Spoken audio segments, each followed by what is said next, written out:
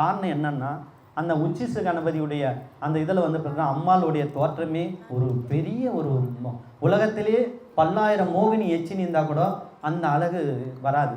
அந்த கொள்ளழகு அந்த அம்மாவுடைய முகத்தில் ஜெலிக்கும். அதே பாரு இவருக்கு பார்த்தோன்னா உச்சிஷ்ட கணபதியும் அப்படியே ஜெலிச்சு கொண்டு இருப்பார். இந்த முகத்தை வந்து நான் ஒரே சரி அதை அடிக்கடிக்க காட்ட மாட்டேன். அன்றைக்கி ஒரு நாள் தான் அந்த சிலையை வெளியே வைக்க போகிறேன். திரும்ப மீண்டும் அதை எடுத்து உள்ளே வச்சுட்டு போகிறேன்.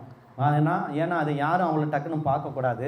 அவ்வளோ பெரிய விஷயம் அதில் இருக்குது. அன்றைக்கி ஒரு நாள் அதை பார்க்குறவங்க கண்டிப்பாக அந்த குடும்பத்தில் எப்படிப்பட்ட பிரச்சனை குணமானுன்னு. ஏன்னா நான் வந்து கணபதின்னு வெறி பிடிச்சிருப்பேன். ஏன்னா அந்த கணபதிக்கே நான் கெதின்னும் போது அன்றைக்கி ஒரு நாள் முழு என்னுடைய சக்தி எவ்வளோ இருந்தாலும் கணபதி உடலில் அவர் சிலையில் ஆகானம் பண்ணியும் என்னுடைய உடம்புலையும் ஆகானம் பண்ணி என் மனம் சந்தோஷம் அடைஞ்சு என்னுடைய நான் வரங்கள் வாழ்த்தும் போது அவருடைய இது பார்வைப்படும் போது உடனடியாக உங்களுக்கு கிடைச்சிரும்.